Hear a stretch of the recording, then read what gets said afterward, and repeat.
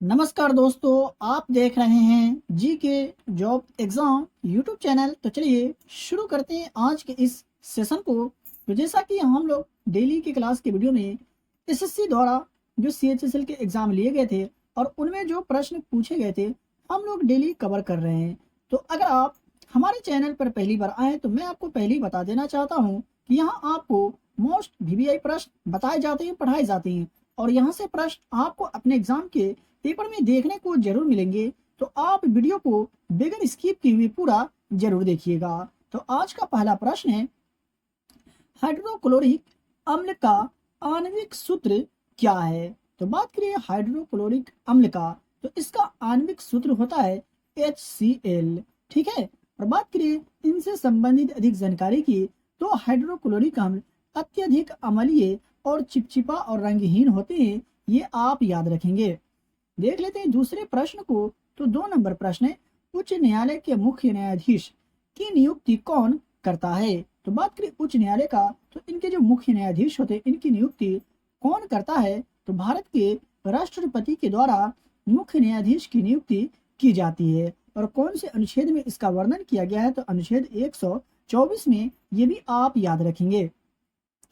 3 number प्रश्न है, विश्व कंप्यूटर साक्षरता दिवस हर वर्ष कब मनाया जाता है? यानी विश्व कंप्यूटर साक्षरता दिवस हर वर्ष किस तिथि को मनाया जाता है?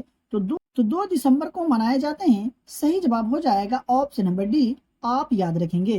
देख ले, बात करें 4 नंबर प्रश्न का, तो भारत ने पहली बार ओलंपिक खेलों में कब भाग लिया था? तो भारत ने पहली बार ओलंपिक खेलों में कब भाग लिया था? तो सन 1900 में भारत ने पहली बार ओलंपिक खेलों में भाग लिया था। और प्राचीन ओलंपिक खेलों की शुरुआत 776 ईसा पूर्व ग्रीस के ओलंपिया शहर में हुई थी, ये आप याद रखेंगे। देख लेते हैं दूसरे प्रश्न को। तो 5 नंबर प्रश्न का, तो भारत के संविधान के अनुसार राज्य का राज्यपाल बनने के लिए व्यक्ति की न्यूनतम आयु क्या है?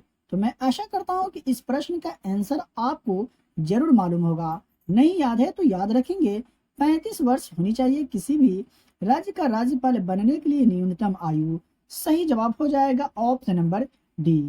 देख लेते हैं दूसरे प्रश्न को, लेकिन उससे पहले आप यहाँ तक आ गए हैं और अभी तक वीडियो को लाइक नहीं किए तो वीडियो को लाइक कर दे और चैनल पर पहली बार विजिट कर रहे हैं तो चैनल को सब्सक्राइब करके बेल आइकन को प्रेस करें, क्योंकि यहाँ आपको मोस्ट वीवीआई प्रश्न बताए जाते हैं, पढ़ाए जाते हैं और यहाँ से प्रश्न आपको अपने एग्जाम के पेपर में देखने को जरूर मिलेंगे।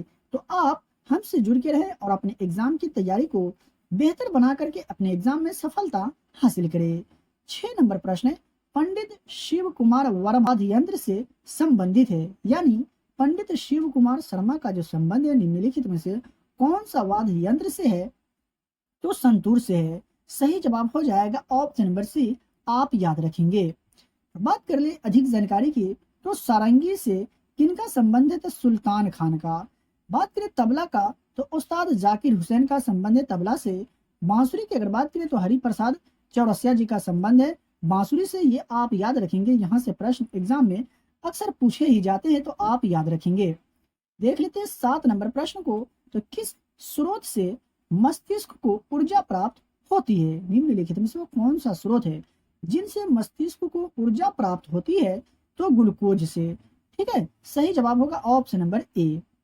और यह शरीर की प्रत्येक कोशिका के लिए ऊर्जा का प्राथमिक स्रोत है, ये आप याद रखेंगे।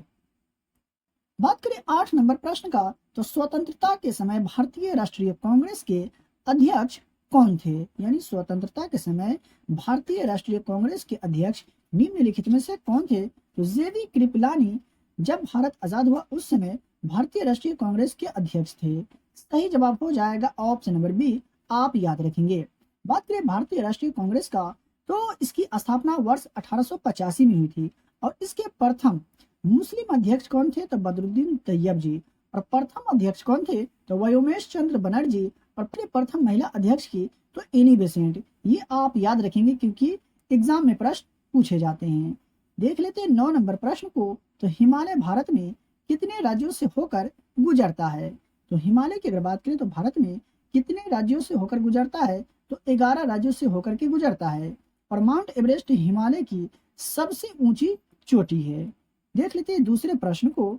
तो 10 नंबर प्रश्न है, माउंट जोकोनो निम्नलिखित में से किस राज्य में स्थित है? यह प्रश्न इससे पहले जो एसएससी सीएचएसएल के एग्जाम हुए थे उनमें पूछे गए थे। सभी प्रश्न जो है एसएससी सीएचएसएल के एग्जाम में, इससे पहले जो एग्जाम हुए थे सीएचएसएल का, उसमें पूछा गया था।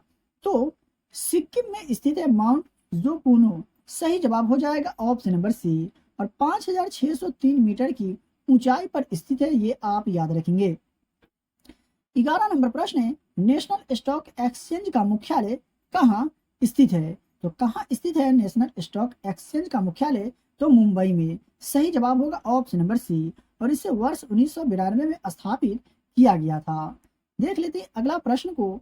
तो 12 नंबर प्रश्न है, भारत का सबसे बड़ा नदी द्वीप माजुली किस नदी में स्थित है? तो भारत का सबसे बड़ा नदी द्वीप की अगर बात करें तो माजुली जो है ये कौन सी नदी में स्थित है?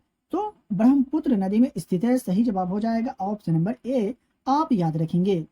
देख लेते हैं 13 नंबर प्रश्न को। तो किसने 712 ईस्वी में भारत पर आक्रमण किया था? निम्नलिखित में से किसने 712 ईस्वी में भारत पर आक्रमण किया था? तो मोहम्मद बिन कासिम ने 712 ईस्वी में भारत पर आक्रमण किया था। राइट आंसर होगा ऑप्शन नंबर डी। देख लेते हैं दूसरे प्रश्न को। तो बात करें आज का 14 नंबर प्रश्न का। तो भारत में न्यूनतम समर्थन मूल्य का निर्धारण कौन करता है? निम्नलिखित में से कौन जो है न्यूनतम समर्थन मूल्य निर्धारण करता है? तो कृषि लागत और मूल्य आयोग जो है भारत में न्यूनतम समर्थन मूल्य का निर्धारण करता है। सही जवाब हो जाएगा ऑप्शन नंबर ए। देख लेते हैं 15 नंबर प्रश्न को। तो कौन सा त्योहार कार्तिक माह की अमावस्या के दौरान मनाया जाता है? त्योहार से भी संबंधित प्रश्न आपको अपने एग्जाम के पेपर में देखने को मिलेंगे। तो दिवाली जो है कार्तिक माह की अमावस्या के दौरान मनाया जाने वाला त्योहार है। सही जवाब हो जाएगा ऑप्शन नंबर डी। देख लेते हैं 16 नंबर प्रश्न को। तो भारत में राष्ट्रीय युवा दिवस कब मनाया जाता है? यानी भारत में राष्ट्रीय युवा दिवस किस तिथि को मनाया जाता है? तो 12 जनवरी को प्रत्येक वर्ष राष्ट्रीय युवा दिवस मनाए जाते हैं। सही जवाब यहाँ पर हो जाएगा ऑप्शन नंबर सी। देख लेते हैं 17 नंबर प्रश्न को। तो मांड लोक संगीत किस राज्य से संबंधित है? मांड लोक संगीत का जो संबंध है निम्नलिखित में से कौन सा राज्य से है? तो राजस्थान राज्य से है। राइट आंसर होगा ऑप्शन नंबर डी, आप याद रखेंगे। 18 नंबर प्रश्न है, दक्षिण भारत में देवनागरी लिपि के प्रचार का समय क्या था? दक्षिण भारत में देवनागरी लिपि के प्रचार का समय क्या था? तो ईसा की 8वीं सदी। ठीक है, राइट आंसर हो जाएगा ऑप्शन नंबर सी। मेरे प्यारे दोस्तों, मैं आपको बताते चलूं, अगर आपको किसी भी प्रश्न में डाउट हो, किसी भी प्रश्न के उत्तर में अगर आपको डाउट हो, तो आप हमसे कमेंट बॉक्स में कमेंट करके पूछ सकते हैं। 19 नंबर प्रश्न है, किस प्रकार का कंप्यूटर जलवायु अनुसंधान और मौसम पूर्वानुमान में प्रयोग किया जाता है? निम्नलिखित में से वो कौन सा कंप्यूटर? तो सुपर कंप्यूटर। सही जवाब हो जाएगा option number C. Super computer जलवायु अनुसंधान और मौसम पूर्वानुमान में प्रयोग किए जाते हैं। देख लेते हैं 20 नंबर प्रश्न को। तो आज का 20 नंबर प्रश्न है, राहीदे डैश की महिलाओं द्वारा अपने सिर को ठंडी हवा से बचाने के साथ साथ अपनी पारंपरिक सामाजिक आत्मीयता दिखाने के लिए पहना जाने वाला एक लंबा स्कार्फ है। निम्नलिखित में से वो कौन से राज्य के?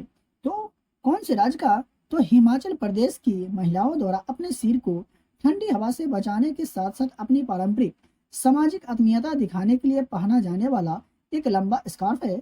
सही जवाब हो जाएगा ऑप्शन नंबर सी, आप याद रखेंगे। 21 नंबर प्रश्न है, एडिटर्स गिल्ड ऑफ इंडिया की स्थापना कब हुई थी? एडिटर्स गिल्ड ऑफ इंडिया की स्थापना कब की गई थी? तो वर्ष 1978 में।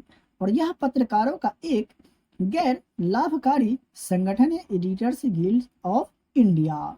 देख लेते हैं दूसरे प्रश्न को। तो आज का 22 नंबर प्रश्न है, किसमें चतुष्कोणीय क्रिस्टल प्रणाली है? दिए गए ऑप्शन में से किसमें चतुष्कोणीय क्रिस्टल प्रणाली है? तो अगर आपने चुना है ऑप्शन नंबर सी, तो बिल्कुल सही जवाब है कैल्शियम सल्फेट। और इसका सूत्र की अगर बात करें तो CaSO4 कैल्शियम सल्फेट का रासायनिक सूत्र होता है, ये आप याद रखिएगा। 23 नंबर प्रश्न है, वर्ष 1953 में कौन सा वर्तमान भारतीय राज्य मैसूर राज्य के रूप में अस्तित्व में आया? वर्ष 1953 में कौन सा वर्तमान भारतीय राज्य में मैसूर राज्य के रूप में अस्तित्व में आया था? तो कर्नाटक। राइट आंसर होगा ऑप्शन नंबर डी। देख लेते हैं अगला प्रश्न को। तो आज का 24 नंबर प्रश्न है, कौन सा राज्य वर्ष 1963 में एक अलग राज्य के रूप में उभरा था? निम्न में से वह कौन सा राज्य है जिसने वर्ष 1963 में एक अलग राज्य के रूप में उभरा था? तो कौन सा राज्य था? तो नागालैंड, है ना। सही जवाब हो जाएगा ऑप्शन नंबर सी। देख लेते हैं दूसरे प्रश्न को। तो कौन सा मणिपुर का राजकीय पुष्प है? दिए गए ऑप्शन में से कौन सा मणिपुर का राजकीय पुष्प है? तो सिरोई लिली जो है मणिपुर का राजकीय पुष्प है। देख लेते हैं इनसे संबंधित अधिक जानकारी की। तो बात करें मणिपुर का, तो इसकी राजधानी कहाँ है? तो इम्फाल है।